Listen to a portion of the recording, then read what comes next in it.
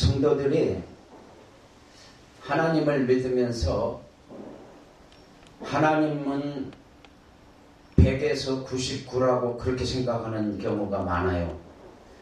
그런데 그리고 나머지 이제 1%가 사람이다 뭐 이 정도로 생각하는 경우가 많은데, 오늘 본문에 보면은 마태복음 22장 37절에서 40절 말씀에 뭐라고 그랬느냐 하면은, 바리새인들이 예수님을 책잡기 위해서 함정을 파고 말을 하는 겁니다. 어느 계명이 크냐, 하나님의 계명이 크냐, 사람의 계명이 크냐, 그걸 이제 묻는 거예요. 그러니까 예수님께서 뭐라고 말씀하셨냐면은, 네 마음을 다하고 목숨을 다하고 뜻을 다하여 주 너의 하나님을 사랑하라 하셨으니 이것이 크고 첫째 되는 계명이요, 둘째는 그와 같으니 내 이웃을 내 몸과 같이 사랑하라 하셨으니 이 두 계명이 온 율법과 선지자의 강령이니라 그랬어요. 그러니까 이 말씀이 뭐냐면은 그와 같으니 그렇게 말씀을 했어요. 이건 뭘 말하느냐면, 성도들이 생각할 때는 하나님은 99쯤 되고 사람은 1 정도 된다고 그렇게 생각하는 것을 이제 바꾸게 하는 말씀이 될 수가 있습니다. 그것이 뭐냐? 그와 같으니 곧 하나님과 사람을 사랑하는 것은 50대 50이라 그렇게 말할 수가 있습니다. 그렇기 때문에 성경 마태복음 15장에 보면은 고르반 서약이라는 것이 나옵니다. 거기에서도 바리새인들이 말을 하는 겁니다. 나는 하나님께 다 했으면은 부모에게도 효도할 필요가 없다, 이렇게 말을 하는 거예요. 그러니까 예수님께서 너희는 네가 말하는 그걸로 해서 그것이 곧 죄를, 악을 범하는 것이 된다고 그랬어요. 무슨 말이냐면은 성경에는 하나님도 잘 공경을 하고 있지만 사람도 부모도 잘 공경을 하고 그렇게 말씀을 했다. 그러면서 바리새인들은 하나님이 99요 사람은 1도 안 된다는 그런 시각으로 말을 한 겁니다. 그래서 예수님께서 그들을 책망을 한 겁니다. 요한일서 4장 20절에 보면은, 형제들아 너희가 하나님을 사랑하느라 하면서 사람을 사랑하지 아니하면 그것은 거짓말하는 것이다 그랬습니다. 왜냐? 너희가 눈에 보이는 사람도 사랑하지 아니하면서 하나님을 사랑한다는 것은 새빨간 거짓말이 되어버리는 겁니다. 그러니까는 우리는 하나님만 사랑한다고 하면서 사람을 사랑하지 않은 것은 그건 50%밖에 잘하는 것이 그렇게뿐이 안 되는 거예요. 그러니까 제가 목회 초년 할 때도 그랬어요. 은혜 막 충만히 받고 나니까 하나님과 나와의 관계만 떳떳하면 되는 거지, 내가 꼭 사람들한테 가가지고 굽실거리면서 그 사람들의 그 모든 환경과 처지까지 다 내가 모든 것을 해결해주고 그럴 필요가 뭐 있겠느냐고 그런 생각을 했었어요. 그런데 그게 그렇지 않더라고요. 하나님을 사랑하면은 사람을 사랑을 해야 됩니다. 사람을 사랑해야만이 하나님 사랑하는 것이 되는 것입니다. 그것은 뭘 말하느냐 하면은 곧 사람을 귀하게 여기라는 그런 뜻입니다. 사람을 귀하게 여겨라. 제가 지난번에도 한번 말씀한 일이 있습니다. 우리 예수 믿는 사람들은 작은 예수예요. 다. 왜 그러느냐? 창세기 1장 26절 27절에 보면 우리 사람은 다 하나님의 형상을 닮았다고 그랬어요. 우리가 여러분들이 하나님을 보고 싶으면 사람을 보면 되는 거예요. 사람이 하나님의 형상을 닮았다고 그랬어요. 사람의 영혼육간 모든 것이 하나님의 형상을 닮았기 때문에 그러면 하나님 보려면 사람 보면 되는 거예요. 누가복음 20장 36절에 사람은 천사와 동등하다고 그랬어요. 그러면서 하나님의 자녀라고 그렇게 말씀한 부분이 있어요. 그렇기 때문에 우리가 옆에 있는 우리 모든 사람들이 다 예수를 닮은 사람이요 작은 예수가 되는 거예요. 요한복음 10장 35절에도 보면은 하나님의 말씀을 받은 자는 신이라고 그랬어요. 신이라. 그러니까 우리는 작은 예수다 이 말이에요. 고린도전서 8장 12절에도 형제에게 죄 짓는 것이 그리스도에게 죄 짓는 것이요 출애굽기 7장 1절에도 모세가 바로에게는 신이다 그랬어요. 신. 네. 그래서 우리가 작은 예수가 되는 거예요. 그래서 사람을 귀하게 여겨야 된다 그런 뜻입니다. 귀하게 봐야 돼요. 고린도전서 6장 17절 주와 합하는 자는 한 영이다 그랬어요. 로마서 8장 14절에도 보면은 하나님의 영으로 인도함을 받는 자는 하나님의 아들이라고 그랬어요. 근데 우리가 작은 예수예요. 옆에 있는 사람이 바로 옆에 있는 사람들이 다 작은 예수예요. 그래서 그 사람들에게 옆에 있는 사람 이웃에게 잘하는 것이 곧 예수님께 잘하는 것이요 곧 그것이 사람을 귀하게 여기는 것이 되는 것입니다. 그래서 오늘은 제목은 이웃사랑에 관한 말씀을 드리려고 하는 것입니다.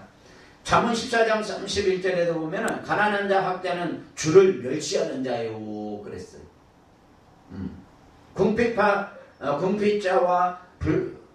궁핍자를 불쌍히 여기냐는 주를 공경하는 자라고. 마태복음 25장 40절에도 하나님의 우리가 헐벗고 굶주린 사람을 도와주는 것은 곧 예수님께 한 거라고 그래. 그러면서 하나님께서는 그 갚아줄 때 30배, 60배, 100배로 갚아준다는 그런 말씀이 있습니다. 그래서 성령의 인도함을 받는 사람은 다 작은 예수가 되는 겁니다. 말씀을 받은 사람은 다 작은 예수가 되는 거예요.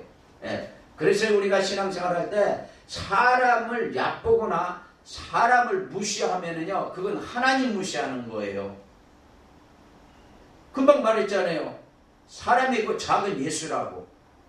그러니까 사람을 귀하게 여겨야 된다고요. 예.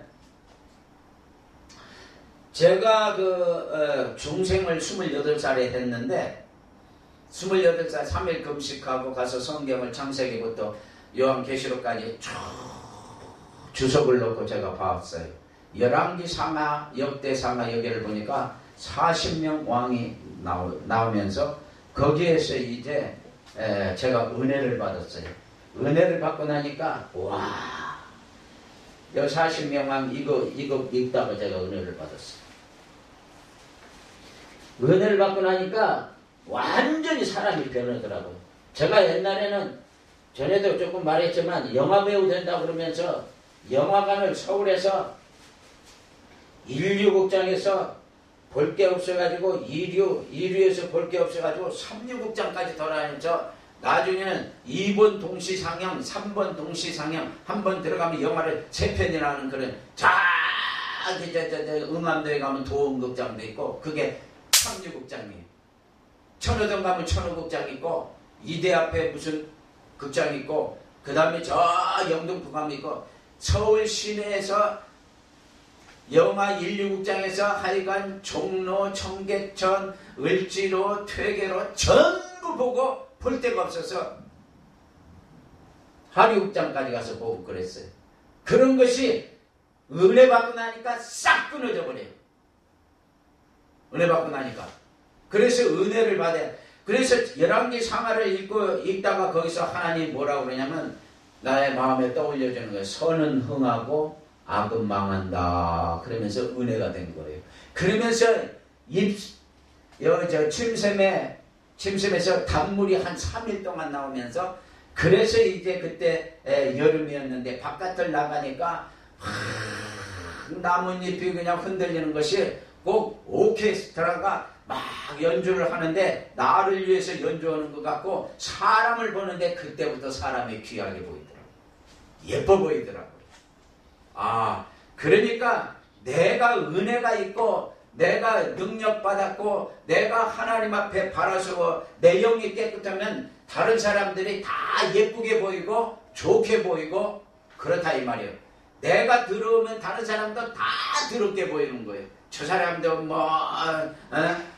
그렇게 피해의식을 가지고 있고 의심하면서 보고 사람을 그렇게 되는 거예요. 그러니까 내가 하나님 앞에 은혜 받았고 내가 정말 하나님 앞에 말씀으로 잘 이렇게 채워지고 세워졌으면요 사람을 귀하게 봅니다.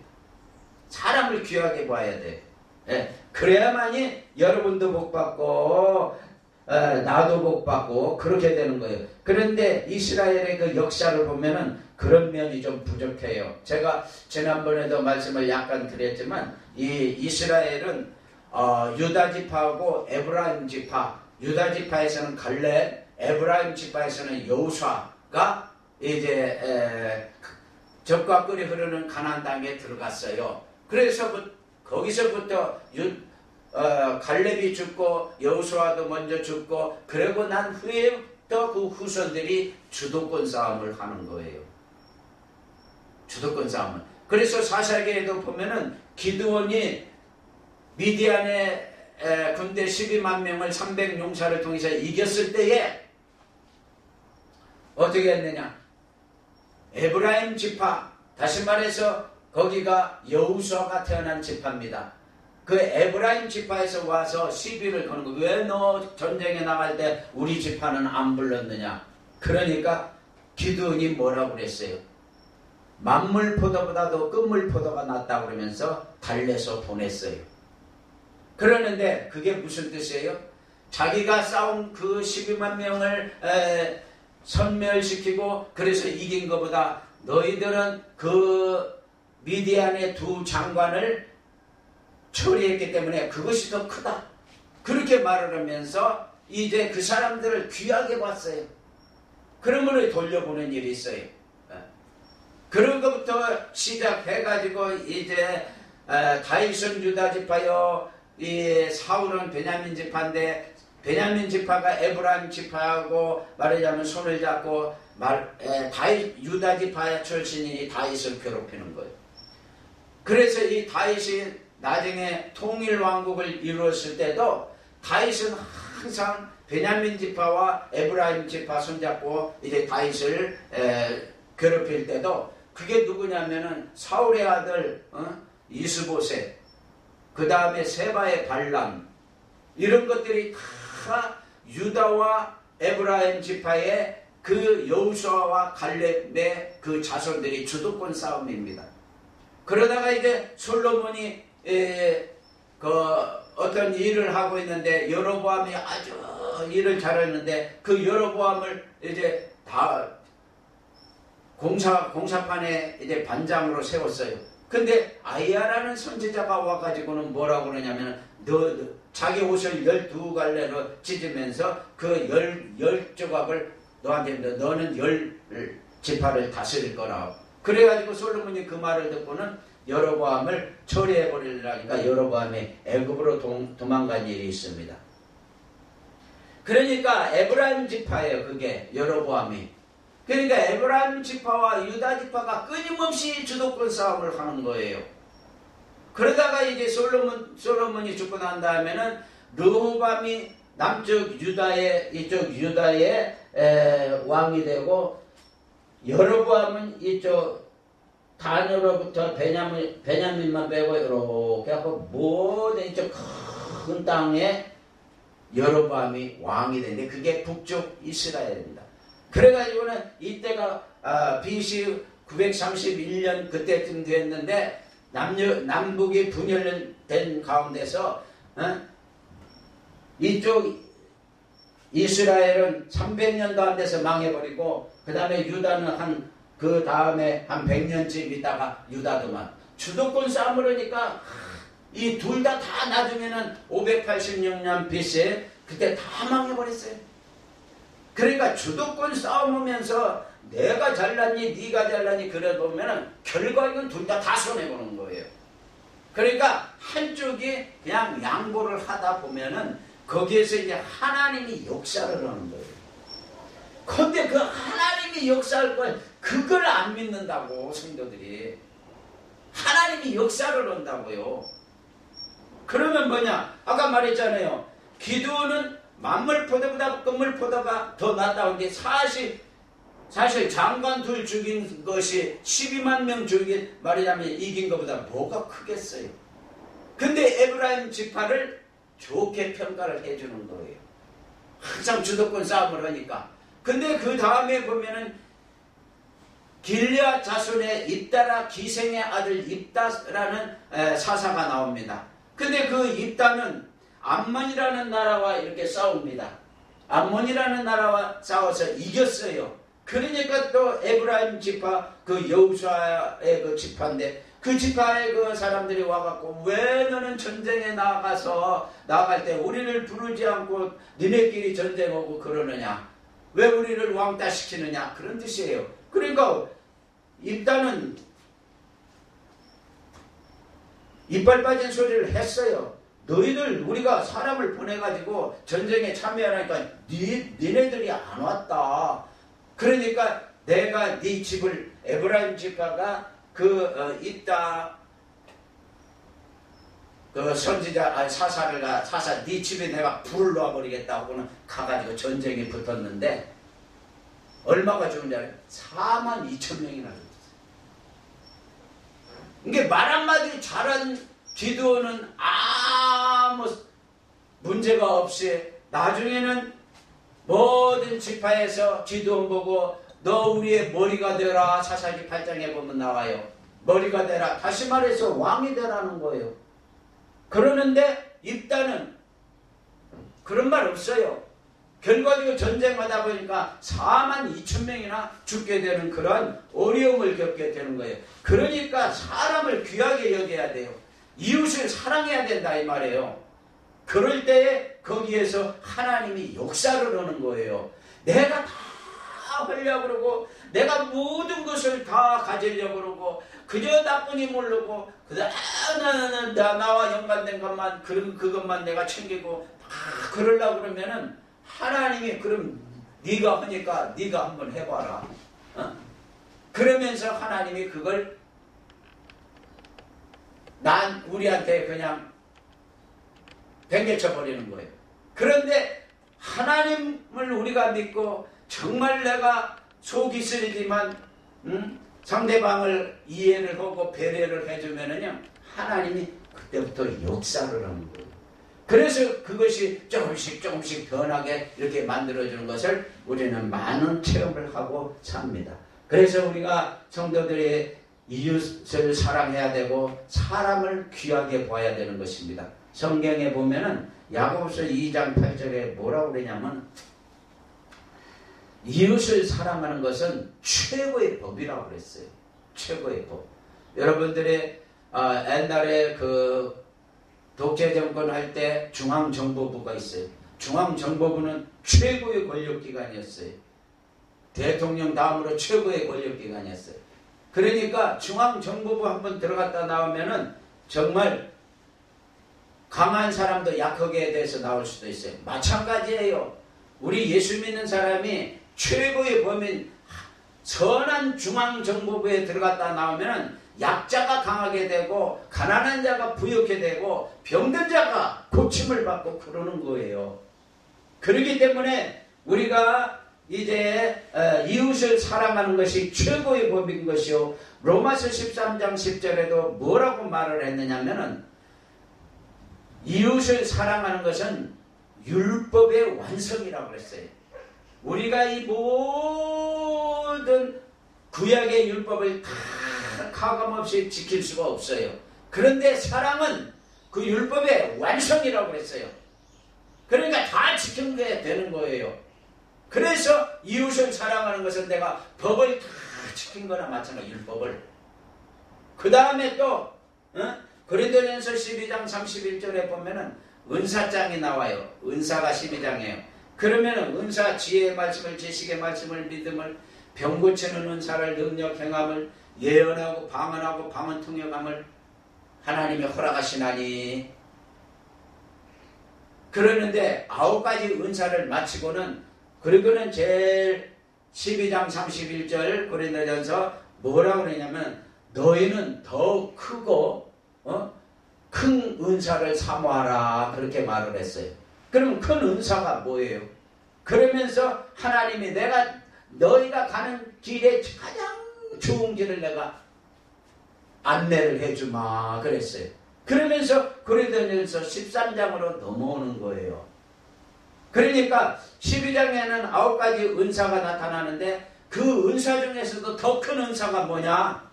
사랑의 은사인 거예요. 네가 사람의 방언과 천사의 말을 할지라도 사랑이 없으면 소리나는 구리와 울리는 꽹과리가 된다고. 그래서 네가 네 모든 것으로 구비하고 네 몸을 불사르게 내줄지라도 사랑이 없으면 아무 유익이 없다고 그랬어요. 그러니까 사랑이 최고의 은사예요. 제일 가는 은사예요. 오늘 마태복음 22장 37절에도 바리새인들이 그렇게 함정을 파놓고 어느 계명이 크냐고 했을 때 예수님께서 그거 첫째 되는 계명은 하나님 사랑하는 것이고 이웃을 사랑하는 거라고 했어요. 그럼 생각해 보세요. 이웃을 사랑하기가 그렇게 쉽지 않잖아요.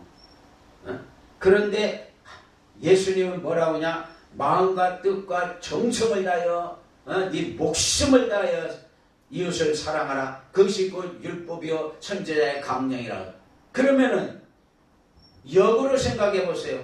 마음과 뜻과 정성을 다하여 목숨을 다해서 내가 이웃을 사랑하고 하나님을 사랑하는 것은 내 목숨이 어려운 문제가 있고 경각간에 정말 문제가 있어서 내가 죽느냐 사느냐 할 때 바로 내가 너를 축복해 주겠다는 그런 뜻이에요. 반대로 말할 때 하나님이 내 이웃을 목숨을 다해서 사랑을 하는 것은 네가 목숨에 관한 여러 가지 어려움이 있을 때 내가 네 목숨을 살려주겠다는 뜻이 되는 거예요. 그렇기 때문에 사랑은 최고의 법이 되는 것이고 골로새 3장 14절에 뭐라고 하냐면 사랑은 온전하게면은 띠라고 그랬어요. 그러니까 이 사랑을 제가 정말 안타까운 마음으로 이걸 외치고 있는 거예요. 제가 30-40년 동안 이 사랑을 연구하면서 너무너무 귀중해서 많은 목사님들이 사랑 연구하다가 제가 볼 때는 전도에 다 그만뒀어요. 그런데 저는 집사 때부터 사랑에 대한 관심을 가져보겠다고 어떠한 계기가 있어서 그렇게 생각을 했어요. 지금 40년도 넘었어요. 관심 가진 것부터 시작하면 45년 정도는 됐어요. 그리고 실질적으로 사랑을 준비한 것이 지금 20년에서 30년 가까이 돼요. 그러니까 사랑 설교를 자료를 많이 모아가지고 그래가지고 이제 또 사랑 설교를 실질적으로 이제 노트에다 써가면서 이렇게 한 것이 제가 20년도 넘어요. 그러니까 이것이 그냥 내 힘으로 되는 게 아니에요. 끝까지 내가 이것을 한다는 그 자체가 하나님이 항상 나와 함께 해주셨기 때문에 그렇게 되는 거예요. 중간에 저도 사랑 이거 그만 연구하고 그만둬야 되겠다 하면 하나님이 다 그때마다 나에게 힘을 줘요. 저번에도 하나님이 내가 정말 이걸 정말 그만둬야 되나 어째야 되나 그러면서 정말 어려움을 겪고 있는데 갑자기 내 입에서 왜 나만 겪는 고난이냐고 불평하지 마세요. 고난의 뒤편에 있는 주님이 주실 축복 미리 보면서 감사하세요. 너무 견디기 힘든 지금 이 시간에도 주님은 일하고 계시잖아요. 거기에서 은혜가 되는 거예요. 내가 정말 이걸 해야 되느냐 말해야 되느냐 하고 있는데 하나님이 지금 네가 앞으로 될 일에 대해서 먼저 감사를 하고 그리고는 네가 지금 어려움을 느끼고 정말 마음이 우울하고 그러는데 하나님이 이 찬송을 딱 하면서 지금도 내가 너를 위해서 일하고 있다. 남들은 지쳐 앉아 있을지라도 당신만은 일어서세요. 나보고 일어서래요. 하나님이 이걸 지금까지 30년 넘게 관심을 가지고 40년 가까이 이거 한다는 게 이게 쉬운 일이 아닙니다. 하나님이 함께 해주시지 않으면 이게 되질 않아요.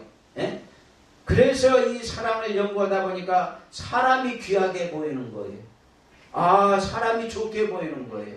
많은 제가 부흥회를 다니면서 이제 그 사람들에게 겪은 일이 있어요. 나는 부흥회 가서 그 약한 교회 가서 다 도와주는 일을 많이 했어요. 그러면 하나님이 내가 도와주고 나면은 나중에 하나님께서 한 6개월이나 1년 지나서 하나님이 더 큰 것으로 몇 배 나한테 더 줬어요. 그러니까 그렇게 위로를 해주니까 제가 지금까지 해온 거라 이 말이에요. 사랑은 최고의 법이에요. 제일이에요. 으뜸이에요. 가장이에요.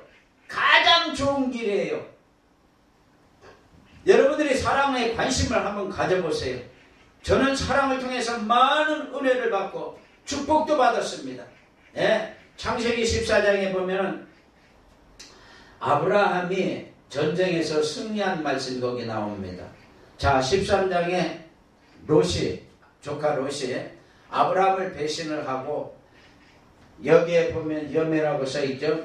여기 사해 이쪽에, 그때는 사해가 아니었어요. 물도 있고 물도 많고 그 다음에 이쪽에 풀도 많고 그러니까 네가 좌하면 내가 우하고 네가 우하면 내가 좌하겠다고 딱 그랬을 때 좋은 물 많고 풀 많은데 그 양떼를 몰고 배신을 하고 그러고 갔어요. 그러고 났는데 바로 14장에 이쪽 아람 쪽에 아람 쪽에 여기에 네 나라가 여기를 쳐들어와 가지고 롯이 가지고 있는 재산이고 롯 자신도 그 다음에 처자식들 다 붙잡아 갔어요. 왜? 창세기 14장에 보면 나와요. 왜 붙잡아요? 원래는 공물을 바쳤어요. 이쪽에 아람 쪽에 있는 이 왕들한테. 근데 공물을 안 바쳐요 이제. 그러니까 이 사람들이 쳐들어와서 모든 재산을 사람까지 다 뺏어갔다 이 말이에요. 그래서 그 소식을 들은 아브라함이 조카 롯이 자기를 배신했지만 그래도 그 옆에 있는 자기와 동맹을 맺은 세 형제가 있습니다. 마므레라는 그 형제와 그 다음에 에스굴이라는 형제와 그 다음에 또 한 사람이 있습니다. 그 사람들하고 같이 동맹을 맺었기 때문에 다시 쫓아갔어요. 아람 쪽으로. 쫓아갔는데 마침 그 사람들이 전쟁에 승리했다 그러면서 술을 먹고 잔치하고 놀고 있는데 다 처리해버리고 있던 재산까지 다 도로 뺏어오고 지네들이 가지고 있는 재산까지 다 뺏어와 버렸어요. 그래가지고는 이제 소돔과 고모라에 있는 그 왕들이 당신이 우리 재산을 다시 뺏어왔으니까 당신이 가지라 그러니까 아브라함이 나는 턱걸만치도 안 갖겠다. 그러나 같이 가서 이렇게 수고한 세 형제들에게는 조금씩 나누어주고 그리고 나는 살레망 멜기세덱이 그때 나타나니까 나는 11조를 거기에 바치겠다 그랬어요. 그래서 거기서 바로 예수님을 만난 거예요. 보세요. 아브라함이 롯에게 배신당하고 뭐 하려고 목숨 걸고 거기를 쫓아가요. 그런데 아브라함은 롯 그 조카를 귀하게 봤어요. 사람을 귀하게 봐야 되는 거예요. 그리고 이웃을 사랑해야 되는 거예요. 그렇게 귀하게 보니까 하나님께서 모든 전쟁에서도 이겼지만 또 예수님 살레망 멜기세덱이라는 그 의의 왕이 나타나가지고 아브라함을 만나줬던 거예요. 여러분 신약에서 예수님 만나가지고 문제 해결 안 본 사람이 없어요. 죽은 사람도 살아나고 문둥병도 고침을 받고 중풍병도 수도 없이 고침을 받고 뭐 기적과 표적이 많이 나타나고 그랬어요. 그렇기 때문에 여러분들이 정말 아브라함처럼 나를 배신한 사람이지만 그래도 그 나의 피부치다 이렇게 생각을 하고 가가지고 사랑을 해주면은 예수님이 여러분에게 나타납니다. 아멘. 네, 예수님이 나타나요. 그러니까 여러분들이 사랑에 대해서 정말 관심을 많이 가져야 되는 거예요. 자, 보세요. 사람을 귀하게 보면은 서로가 잘 돼요. 서로가 잘 되는 거 보면은 뭘 말하느냐. 사사기에 보면 사사가 몇 명이 나오냐면 12명이 나와요. 참, 제가 이거 깨닫고도, 진짜, 이거 참 좋은 말씀 내가 깨달았다는 생각이 들어요. 사사가 12명이 나오는데, 그 중에 최고의 사사가 누구냐? 여러분들이 생각할 때는 기드온이죠? 기드온 최고의 사사예요. 네. 근데 기드온보다도 더 훌륭한 일을 해낸 사람이 있습니다. 그 사람이 누구냐면 에봇이라는 그 사사입니다. 자, 보세요. 이스라엘에 그 사사를 세워주면 그때는 이스라엘 나라가 평안했어요. 근데 그 사사가 죽고 나면은 다시 또 이스라엘 백성이 우상을 숭배하게 됐어요. 그럼 우상 숭배하면 하나님이 또 주위에 있는 나라를 통해서 쳐요. 치면은 또 막 10년, 20년씩 그냥 고통을 당해요. 그럼 또 이스라엘 백성이 또 부르짖어요. 부르짖으면 또 사사를 또 세워줘요. 그래가지고 그 사사가 또 전쟁에서 이겨가지고 그래가지고는 그 지역을 평정을 해버린다 이 말이에요.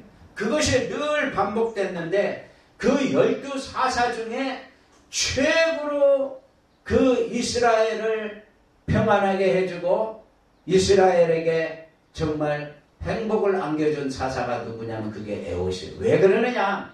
다른 사사는 많으면 40년 동안 평안했다고 그랬어요. 많으면. 아니면 10년, 뭐 20년, 아니면 40년 이렇게 다른 사사들은 그렇게 평안하게 했는데 에봇이라는 세 번째 사사입니다. 그러니까 갈렙, 온니엘, 그 다음에 에봇입니다. 이 에봇이라는 사람은 몇 년을 그 이스라엘을 평안하게 했느냐면은 80년 평안을 하겠어요. 80년. 자, 그까지는 그냥 그렇겠지 생각을 여러분들이 할 수가 있어요. 근데 거기에 놀라운 하나님의 비밀이 있습니다. 제가 늘 하나님 앞에 비밀을 가르쳐 주십시오 하고 기도를 해요. 그러면 하나님이 비밀을 가르쳐 줘요. 그러니까 그것까지는 다 성경을 많이 보다 보면 깨달을 수가 있어요. 예? 에봇이라는 사람은 80년 동안 이스라엘에게 평안을 줬어요. 에봇이 사사일 때는.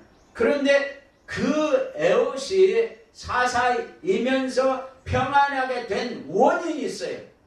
그 원인이 뭔 줄 아세요? 에봇이라는 이름이 단결, 응? 다시 말해서 연합, 그런 뜻입니다. 단결하는 것과 연합하는 것. 그러니까 이스라엘 백성이 사사와 하나님과 항상 연합을 했다 이런 뜻이에요. 연합을 하다 보니까 80년 동안 나라가 평안했다고 그랬어요. 이게 무슨 말이에요? 에봇도 이스라엘 백성을 귀하게 봤다는 거예요. 사람을 귀하게 봤다는 거예요. 연합했다 이런 서로 연합하면서 그러면서 공동체를 이루고 살았다 이런 뜻이에요. 그러니까 여러분들이 서로 연합을 하면서 그러면서 이제 상대방을 귀하게 여기고 그렇게 해나가면은 80년 저도 좋고 나도 좋은 거예요. 사사도 좋고 이스라엘 백성도 좋고 너도 좋고 나도 좋고 서로가 잘 되는 거예요. 그런데 아까 그랬잖아요. 여호수아 지파가 에브라임이고 갈렙 지파가 유다인데 유다 지파와 유다 지파 에브라임 지파가 700년 800년 동안 주도권 싸움하다가 나중에 둘 다 망했어요. 그런데 에봇은 연합을 했어요. 80년 동안 다른 사사들보다도 몇 배나 더 나라를 평안케 했다 이 말이에요. 그래서 여러분들이 우리 신앙생활 하면서 연합을 잘해야 돼요. 가정도 연합을 잘해야 되고 교회도 연합을 잘해야 되고 그 다음에 모든 선교 단체도 연합을 잘해야 되고 그러면은 너도 좋고 나도 좋고 너도 살고 나도 살고 그렇게 되는 거예요. 그러면 연합이 왜 그렇게 중요한 거냐? 성경에 보면은 연합이라는 뜻이 여러 가지가 나와요. 레이라는 뜻도 연합이라는 뜻이에요. 그 다음에 헤브론이라는 뜻도 연합이라는 뜻. 여기 헤브론 나오잖아요. 연합이라는 뜻이에요. 그 다음에 지난번에도 내가 설계했나 에셀나무도 연합이라는 뜻이에요. 그 다음에 또 연합이라는 뜻이 오늘 이제 에홑도 연합이라는 뜻이에요. 그러니까 이렇게 연합이 들어간 데는 다 연합만 하면 잘 되는 거예요. 창세기 21장에 에셀나무가 연합이라는 뜻이에요. 연합하는 나무다. 그래서 제가 지난번에 말씀드렸잖아요. 아브라함과 블레셋이 전쟁이 늘 있다시피 했는데 나중에 블레셋이 와가지고 연합하자 해가지고 에셀나무를 그 제사를 들고 에셀나무를 그 주위에다 심고 80년 90년 동안 평안했다고 그랬어요. 전쟁이 없었어요. 그러니까 연합을 한다는 것은 서로가 서로를 인정해 주는 거예요. 인정해 주는 거예요. 서로가 서로를 귀하게 봐주는 거예요. 뭐라고 싸우느냐 이 말이에요. 응? 그래서 우리는 어디를 가든지 연합도 해야 되고 그 다음에 동맹도 맺어야 돼요. 아까도 제가 말씀을 잠깐 창세기 14장 말씀을 드렸어요. 보세요. 아브라함은 어디를 가든지 동맹을 맺습니다. 성경에 보면 그게 나와요. 동맹을 맺었더라.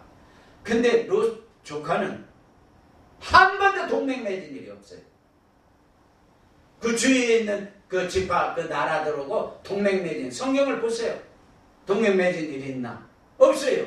그러니까 동맹을 안 맺고 상대방을 인정해 주지 않고 상대방을 귀하게 여기지 않으니까 결과적으로 아람에 있는 이 다섯 왕이 네 왕이 쳐들어와 가지고 재산이고 뭐고 다 뺏겼잖아요. 그런데 아브라함은 동맹을 맺어가지고 도리어 뺏긴 재산까지도 다 찾아오고 그들이 가지고 있는 재물까지도 다 탈취해 왔다 이 말이에요. 연합이라는 거 동맹이라는 것이 중요해요. 그러면 연합이나 동맹이 그게 무슨 뜻이에요? 쉽게 말하면 이웃하고 친하게 지내는 거예요. 뭐. 이웃하고 친하게 지냈어요. 네? 가정도 말하자면 친하게 지내는 거예요. 동맹 맺는 것이요. 연합을 하는 거예요. 허가 되는 거예요. 그런데 보세요. 이삭하고 야곱도 마찬가지예요. 이삭은 어디를 가나 동맹을 맺었어요. 동맹을. 근데 야곱은 동맹 맺었다는 일이 헤브론에서부터 시작해서 베델, 그 다음에 밧담아람, 거기서 다시 돌아와가지고 약복강, 그 다음에 세겜으로 가가지고 베델로 다시 와가지고 그래갖고 베들레헴으로 또 내려갔다가 다시 헤브론 다시 올 때까지 한 번도 주위에 있는 나라하고 동맹을 맺은 일이 없어요. 그러니까 늘 쫓겨다니고 도망다니는 신세예요. 예? 가는 데마다 자식들이 사고를 저지르고 가는 데마다 여러 가지 문제가 생기고 그렇게 된다 이 말이에요. 그래서 야곱은 평생을 파란만장한 삶을 살았다고 그렇게 말할 수가 있는 거예요. 예? 그래서 동맹 맺고 연합하는 것을 갖다가 귀중하게 생각해야 돼요. 제가 지난번에도 말했죠. 공동체를 귀중하게 생각하라고. 공동체를 제 가서 정말 내가 헌신하고 봉사하면은요, 하나님이 그거 보고 축복을 해주는 거예요. 역사해 주시고 축복해 은혜 주시고 능력 주시고.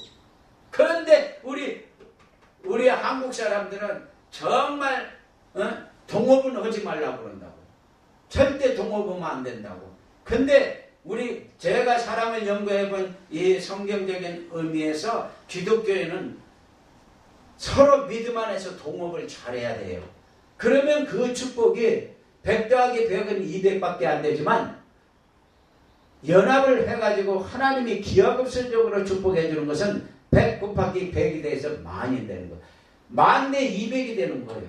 엄청난 결과가 나타나는 거예요. 그러니까 동맹을 맺어야 되고 공동체를 중요시 여겨야 되고 연합을 해야 되고 그것이 뭐예요?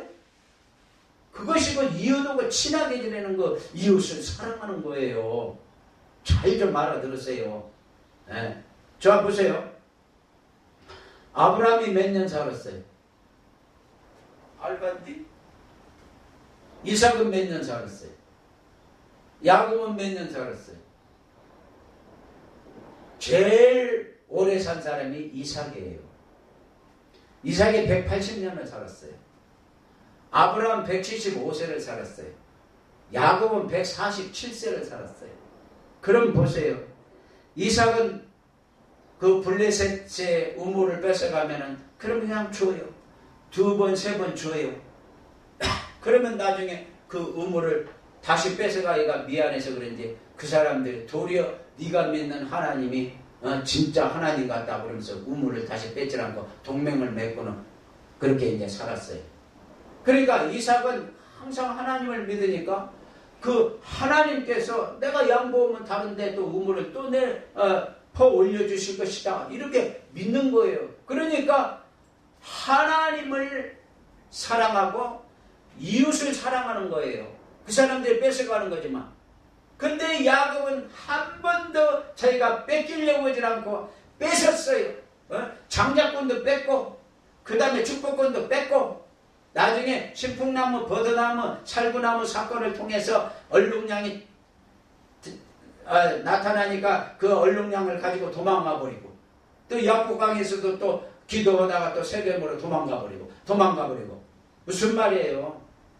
그 사람이 오래 살고 그 사람이 잘 될 것 같이 우리는 생각을 한다가 꾀를 부리네. 꾀를 야곱이 꾀 부리는 사람이란 그런 뜻이잖아요. 이름이 꾀 부리니까 잘할 것 같이 잘 될 것 같이 그때는 잘 되는 것 같은데 나중에 보니까 하나님이 크게 역사를 안 해요. 그러니까 사는 걸 봐도 이삭은 180년 살았는데 야곱은 147년 살았어요. 그럼 뭐예요? 33년은 이삭이 더 살았어요. 그러니까 우리가 양보하고 이웃과 친하게 지내고 연합하고 동맹하면은요 하나님이 우리에게 건강도 주신다. 장수의 건강을 주신다. 그런 뜻이에요. 에?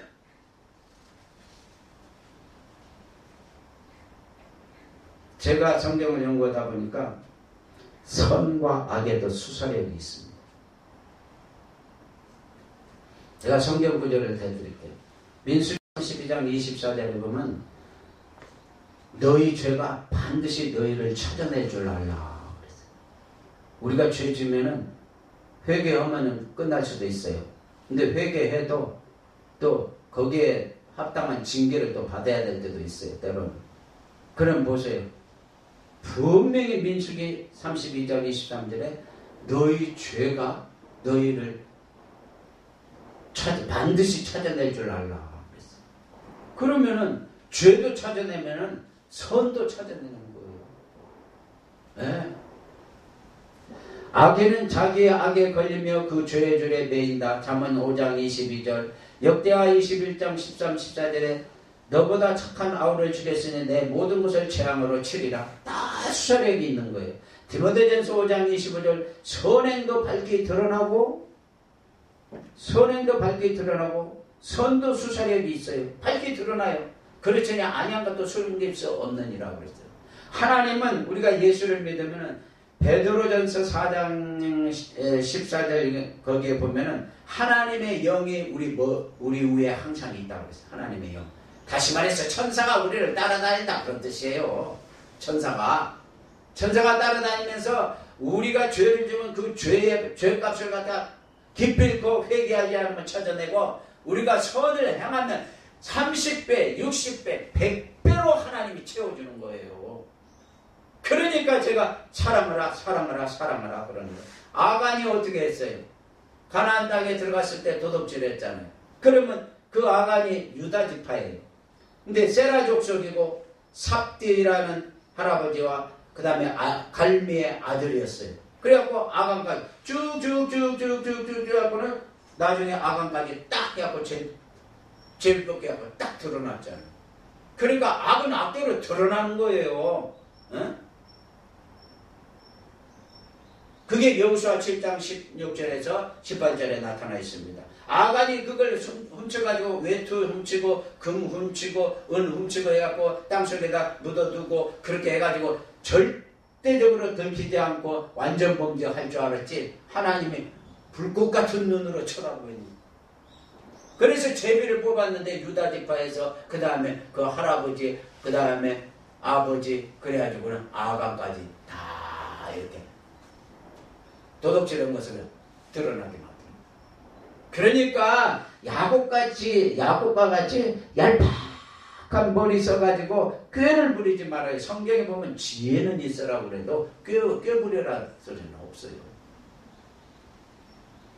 사람이 지혜스러워요. 양보하면 지는 것 같지만 그게 사실상 이기는 거예요. 잠언 11장 6절에 정직한 자의 공에는 자기를 건지려니와 사악한 자는 자기의 악에 걸리리라. 응? 잠언 11장 6절.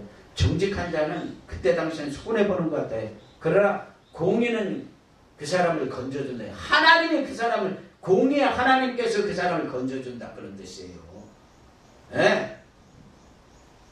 이제 그래서 이 가정이나 교회나 사회는 우리가 살다 보면 사람은 다 감정이 부딪혀요. 안 부딪힐 수가 없어요. 왜냐? 다 사람은 이기적이니까 부딪힌다고요.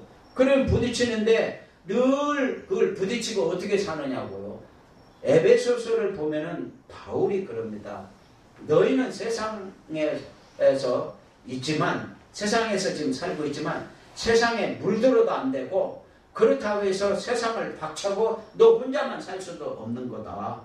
그러니까 세상에 살면서 적절하게 지혜롭게 이 세상을 잘 헤쳐나가는 것이, 그것이 중요하다고 바울이 에베소서에 말을 하는 거예요.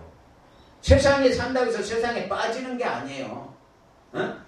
갈라디아서 5장 13절에 형제들아 너희가 자유를 위하여 부르심을 입었으나 그 자유로 육체의 기회를 삼지 말고 오직 사랑으로 서로 종노릇하라.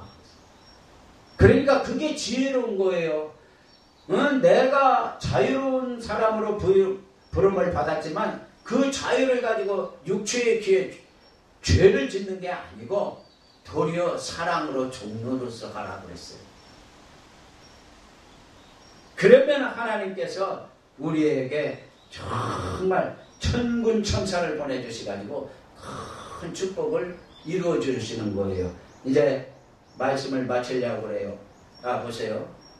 저는 어떤 그 친척을 전도를 했어요. 그런데 그 친척이 그렇게 나와 좋은 관계는 아니었어요. 그러나 모든 것을 다 덮고, 그리고는 그 친척을 위해서 기도하면서 예수만 믿으라고 그랬어요. 근데 그 친척이 정말 예수를 믿었어요. 이제 늙은망년에 이제 예수를 믿었어요. 온 자식들이 다 예수를 믿고, 그 자식의 손주들까지 다 예수를 믿고, 사람을 귀하게 여겨야 돼요.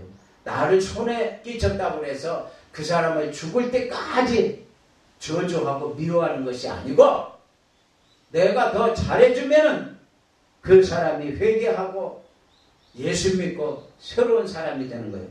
그래서 우리는 옆에 있는 사람이 작은 예수라고 그랬어요. 그 작은 예수가 되는 그 사람을 귀하게 볼 때 하나님이 나도 귀하게 본다는 것을 깨닫고 꼭 사랑으로 승리하시기를 예수님의 이름으로 축복합니다.